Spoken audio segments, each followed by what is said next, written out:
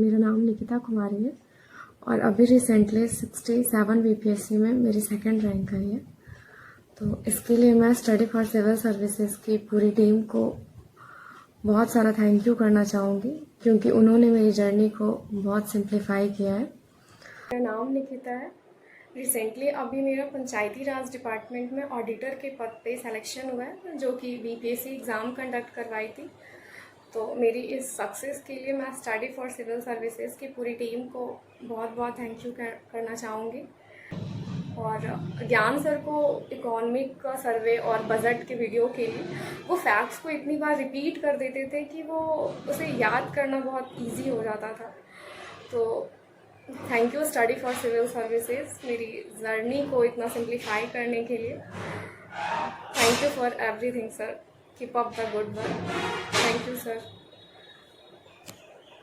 सबसे पहले तो मैं मेंस की अगर बात करूं तो जब मैंने कोर्स ज्वाइन किया था, एक्चुअली मैंने 66 बीपीएससी का पेड बैच ज्वाइन किया था और उस टाइम पे मैंने अपनी प्रिपरेशन जस्ट स्टार्ट ही की थी और मेरे से मुझे कुछ भी आइडिया नहीं था कि कैसे प्रिपरेशन करना है।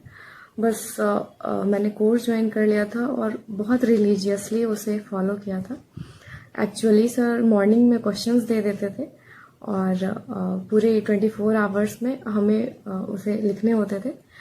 तो मैं उसे खुद से ही सर्च करके नेट से और खुद से प्रिपेयर कर लेती थी और उसके बाद फिर सर नाइट में चेक करके और उसका फीडबैक दे देते थे। तो विद इन 24 आवर्स में फीडबैक हमें मिल जाती थी और सर बहुत अच्छे से उसमें पॉइंट्स ऐड कर देते थे। क्वेश्चंस को कैसे अरेंज करना है, स्ट्रक्चरिंग में कैसे प्रॉब्लम होती है, सर सारी चीज़ें बता देते थे बहुत अच्छे से। और मुझे याद है कि मैंने फैक्ट्स ऐड किया था एक बार, तो सर मुझे स्ट्रिक्टली ये बोले थे कि फैक्ट्स आपको आता है, इसका मतलब ये नहीं है कि आप उसे बस उठाओ और कहीं भी डाल दो। सर बहुत अच्छे से सारी चीज़ों को एक्सप्लेन करते थे कि फैक्ट्स होते हैं कि आपके कोई आर्गूमेंट्स हैं तो आप उसे किस तरीके से आप उसे वैलिड प्रूफ कर रहे हो। और फिर सर बहुत माइन्यूट चीज़ें बताते थे कि आप आर्टिकल को कैसे ऐड कर सकते हो तो आपके 1-2 मार्क्स पड़ेंगे। स्टेट पीसीएस में कैसे आप फैक्ट्स या फिर करंट अफेयर्स के क्वेश्चंस को ऐड करके आप आंसर्स को बहुत अच्छे बना सकते हो।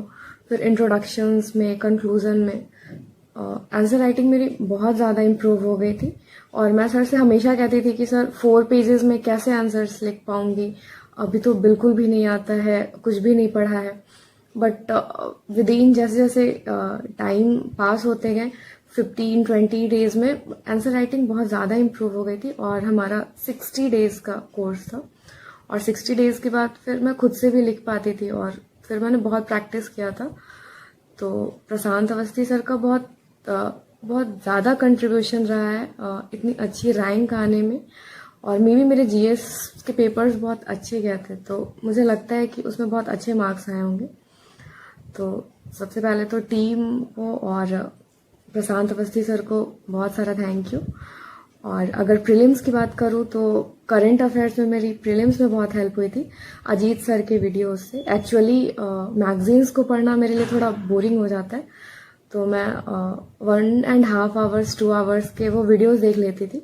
वो वीडियोस होते ज़रूर थे 1.5 आवर के, बट उन्हें बार बार देखती थी तो फिर वो उसमें काफ़ी टाइम भी लग जाता था। बट ये अच्छी चीज़ थी कि पूरे मंथ को सर 1.5 आवर में समराइज करने की कोशिश करते थे। तो मतलब मैं सर से बोलती भी थी कि सर इतनी अच्छी इफिशियंसी कैसे हो सकती है, क्योंकि अगर 10 क्वेश्चंस आ रहे हैं तो उसमें से 7 to 8 क्वेश्चंस अगर करंट अफेयर्स में आ रहे हैं तो ये बहुत बड़ी अचीवमेंट है। मुझे ऐसा लगता है कि मतलब स्टडी फॉर सिविल सर्विसेज की इफिशियंसी बहुत अच्छी थी। तो thank you so much sir मेरी इस जर्नी में पार्ट बनने के लिए। और thank you for everything sir and keep up the good work. Thank you sir.